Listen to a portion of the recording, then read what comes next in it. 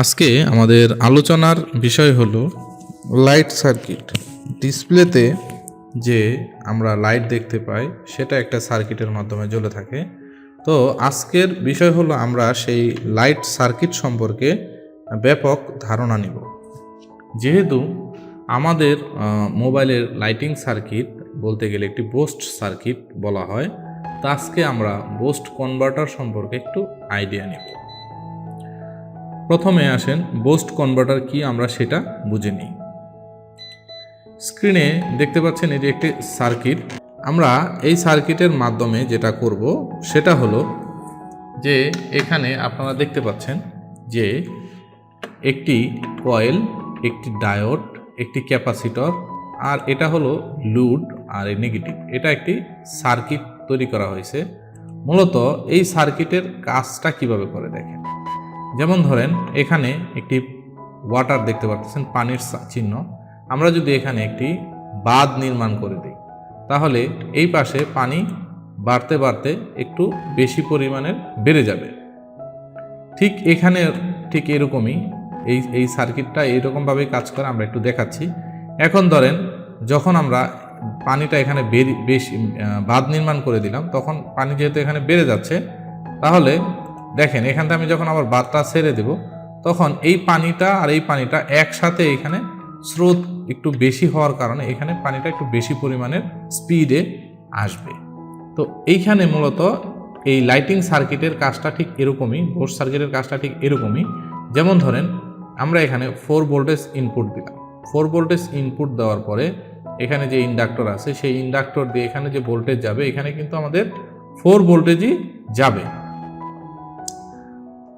যখন এই চার্জটাও এখানে 4 ভোল্টেজই চার্জ হবে।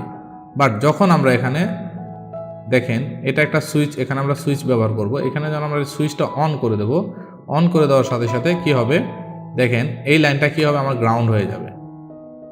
তো যেহেতু ডায়োড অ্যানোড লাইন দিয়ে গ্রাউন্ড পাস হয় না, সেহেতু আমার এখান থেকে লাইনটা কোনো ধরনের পাস হবে না। তো এখানে আমাদের কি হবে, ভোল্টেজটা একটা বাধার মুখে পড়ে যাবে। এখানে যে 4 ভোল্টেজ চার্জ হয়ে রয়েছে ওই পর্যন্তই থাকবে, এটা এখান থেকে রিভার্সও আসতে পারবে না। হ্যাঁ, তো আমরা যখন আবার এটাকে অফ করে দেব তখন এই ভোল্টেজটা আবার স্পিডে, এই পানির মতন স্পিডে এই ভোল্টেজটা এখান থেকে এখানে যাবে। এভাবে মূলত বুস্ট সার্কিটের কাজ করে।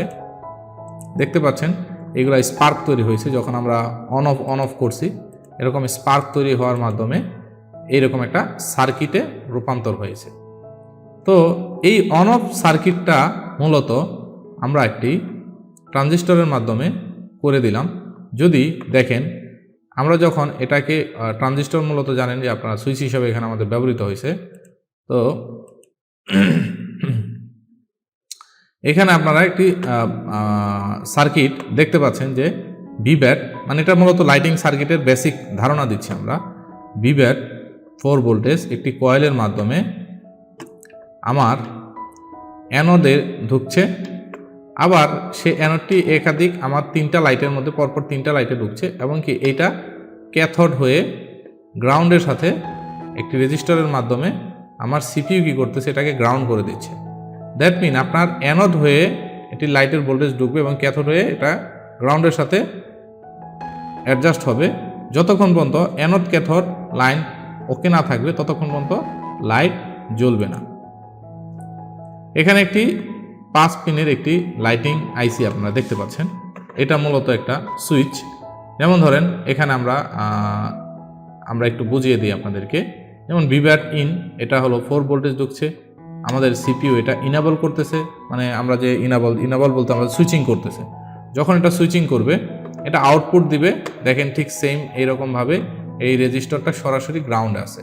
আচ্ছা, এইখানে 2টা সার্কিট কেন বোঝাইলাম, দেখেন এটা হলো সিপিইউ, এই ক্যাথোডটাকে সিপিইউ কি করতেছে গ্রাউন্ডের সাথে গ্রাউন্ড করে দিচ্ছে, আর এখানে আমরা রেজিস্টর দিয়ে এটা গ্রাউন্ডের সাথে ক্যাথোড করে দিচ্ছি।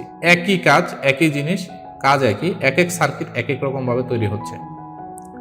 এখানে একটি সার্কিট আপনারা দেখতে পারেন যে ভিব্যাট ভোল্টেজ, বুস্ট কয়েল, তারপরে ডায়োডের মাধ্যমে যাচ্ছে। এখানে একটি ক্যাপাসিটর আছে, ফিল্টার ক্যাপাসিটর, তারপরে 12 ভোল্ট এই লাইট কি হচ্ছে 3 4 মানে তিনটা লাইট জ্বলতে পরপর আপনার 4 × 3 = 12 ভোল্টের এখানে ভোল্টেজ প্রোভাইড হচ্ছে, মানে বের হয়ে এখানে আসতেছে। আচ্ছা, এটা একটি নোকিয়া ফোনের বাটন ফোনের একটি লাইটিং সার্কিট।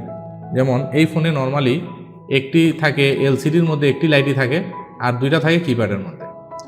এখন এই ক্ষেত্রে আমরা কি করতে পারি, এই জিনিসটাকে আমরা অনেক সময় আছে, ধরেন আমার লাইটিং সার্কিট কাজ করতেছে না কিংবা যে কোনো ধরনের কোনো প্রবলেম হয়েছে, তো সেই ক্ষেত্রে আমরা এটাকে একটা কাজ করতে পারি, সেটা হলো এখান থেকে আমরা লাইনটা যদি কেটে দিই, এই এলসিডির ভোল্টেজ আমরা যেভাবে সেভাবে থাকবে পজিটিভ ভোল্টেজ, এখান থেকে আমরা একটি ভোল্টেজ দিলাম, এখানে পজিটিভ ভোল্টেজ দিয়ে দিলাম, আর এই ক্যাথোড লাইনটা আমরা গ্রাউন্ডের সাথে শর্ট করে দিলাম। সেই ক্ষেত্রে হবে কি, আমাদের একটা লাইট জ্বলবে কিন্তু বাকি দুইটা লাইট জ্বলবে না।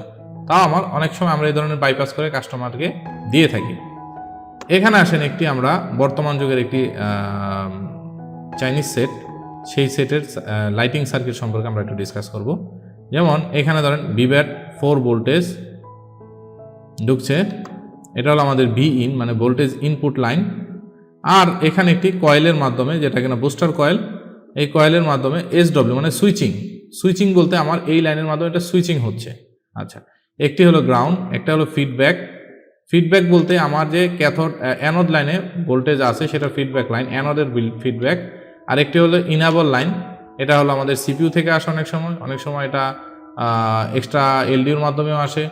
আচ্ছা, এটা ইনাবল লাইন। আর এটা হলো নেগেটিভ ফিডব্যাক, এটা হলো ক্যাথোডের ফিডব্যাক প্লাস এই দেখেন আমরা যখন এই টোটাল লাইনটা ওকে হবে, তখন আমরা যখন এখানে লোড মানে এখানে যখন ভোল্টেজ দিব, ইনপুট দিব, তখন এই ইন্ডাক্টরটা যদি ওকে থাকে, সাথে সাথে কি হবে, আমাদের লাইটগুলো জ্বলে উঠবে কখন, যখন আমাদের ক্যাথোডের লাইনটা ওকে থাকবে। দ্যাট মিন আমরা একটা লাইটিং সার্কিটের যদি কাজ করতে যাই, এই অ্যানোড থেকে হ্যাঁ ক্যাথোড পর্যন্ত 100% লাইন ওকে থাকতে হবে। যদি এখান থেকে একটি লাইট কিংবা এখান থেকে একটি ডায়োড নাই কিংবা এখান থেকে এই কয়েলটা নাই, তাহলে লাইট জ্বলবে না।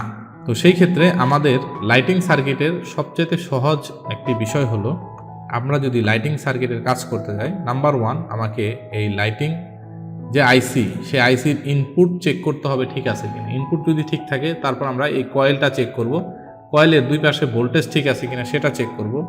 তারপরে আমরা ডায়োড চেক করব, ডায়োডের দুই পাশে ভোল্টেজ কত আছে সেটা চেক করব।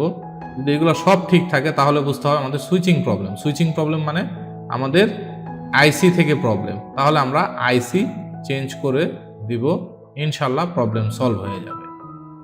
তো এইটাই হলো আমাদের লাইটিং সার্কিটের বর্ণনা।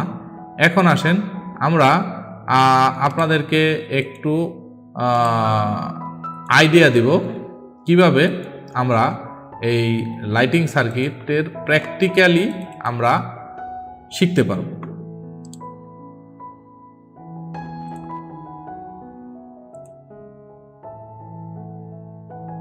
যেমন ধরেন আমাদের হাতে আমরা একটি ফোন মাদারবোর্ড নিয়ে নিব। এখানে আমাদের একটি মাদারবোর্ড নিয়ে নিব। প্রথমে মাদারবোর্ডে অনেক সময় আছে, মাদারবোর্ডে এক্সট্রা দেখেন আমাদের এখানে এক্সট্রা টিন দিয়ে এটা প্রোটেক্ট করা আছে। আমরা এই টিনটা কেটে ফেলব আগে।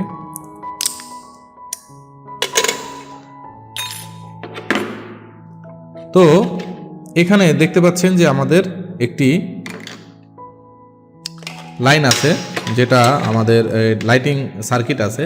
এই সার্কিটটা কিভাবে কাজ করে আমরা সেটা এখন আপনাদেরকে দেখাবো।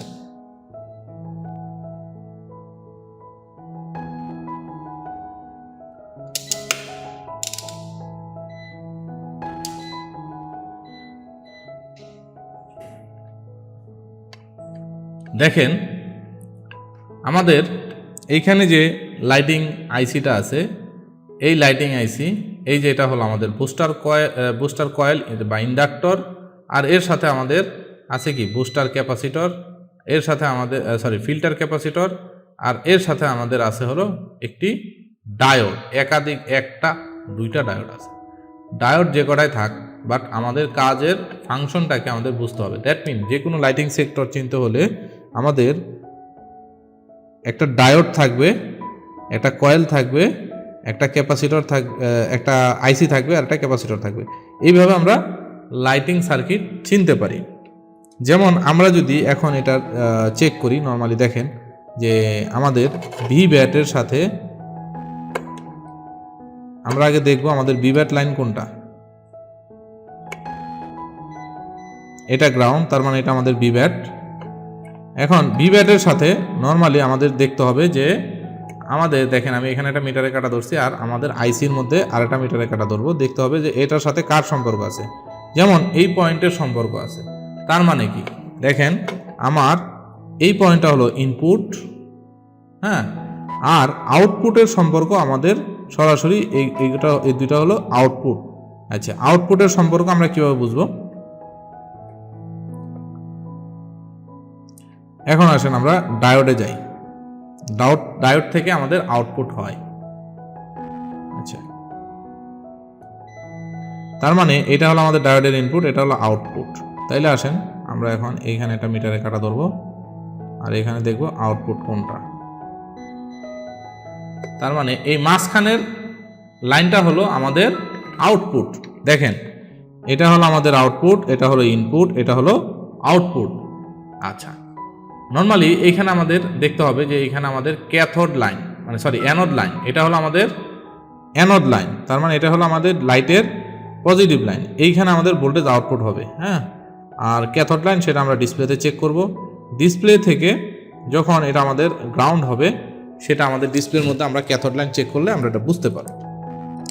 তো এইভাবে আপনারা ডিসপ্লে সার্কিটের খুব সহজে কাজ করতে পারেন। আমি একটি সহজ সমাধান আপনাদেরকে দিয়ে দিচ্ছি। যদি কোনো সেটে লাইটিং না আসে সেই ক্ষেত্রে আপনারা সর্বপ্রথম কি করবেন? সর্বপ্রথম আমাদের যেটা দেখতে হবে যে এই অ্যানোড লাইনে নর্মালি আমরা ব্যাটারি কানেক্টর লাগানোর সাথে সাথে দেখব অ্যানোড লাইনে ভোল্টেজ আসে কিনা। যদি অ্যানোড লাইনে ভোল্টেজ আসে সেই ক্ষেত্রে আমাদের বুঝতে হবে যে আমাদের এই পুরা প্রত্যেকটা কম্পোনেন্ট ঠিক আছে, প্রবলেম শুধু এই আইসিতে, তাহলে আইসি চেঞ্জ করে দিলে হয়ে যাবে। আর যদি দেখেন যে এইখানে ভোল্টেজ ঠিক নাই, অ্যানোড লাইনে ভোল্টেজ ঠিক নাই, তার মানে আপনার প্রবলেম আছে এই কোনো কম্পোনেন্টে। যেমন আপনার এটা কয়েল হতে পারে, এটা ডায়োড হতে পারে, এটা ক্যাপাসিটর হতে পারে, হ্যাঁ, এই ধরনের কম্পোনেন্ট থেকে প্রবলেম। আসলেও লাইটিংয়ের সার্কিট খুবই সহজ, এটা কঠিন কোনো সার্কিট নয়। তো আপনারা যারা লাইটিং প্রবলেম নিয়ে খুব শঙ্কিত বা খুব টেনশনে থাকেন, তো এইটা তাদের জন্য আমি এই ক্লাসটি করালাম। তো আসলে লাইটিং সার্কিট আশা করি বুঝতে পেরেছেন, এটা খুবই সহজ একটি সার্কিট। ইনশাল্লাহ এই ক্লাসটি করে আপনারা যে কোনো লাইটিং প্রবলেম সলভ করতে পারবেন। এখানে আরও একটি বিষয় বলে রাখি, এখানে 6 লেগ আছে, অনেক সেটে আইসি আছে বল আইসি, বাট কাজ সব একই। বল আইসি থাক বা লেগ আইসি থাক, 6 পিন থাক, 12 পিন থাক, হ্যাঁ, 14 পিন থাক, তো এটা আসলে বিষয় হলো কাজ সব একই। সার্কিটের বর্ণনাটা যেটা দিলাম সেটা সবই এক, জাস্ট শুধু একটার গঠন প্রণালী এক এক রকম, কিন্তু মানে সিস্টেমটা, মানে যে সার্কিট বানানোর যে লাইটিং বোস্ট সার্কিট, এই যে আমরা যে যে সার্কিটটা দেখালাম, এইভাবেই এই লাইটিং সার্কিট তৈরি হয়। তো আশা করি আমাদের এই ক্লাসটি আপনাদের খুব ভালো লেগেছে। তো পরবর্তীতে আমরা আরও নতুন কোনো টপিক নিয়ে আপনাদের সামনে হাজির হব। আজ এ পর্যন্তই, সকলে ভালো থাকবেন, ধন্যবাদ।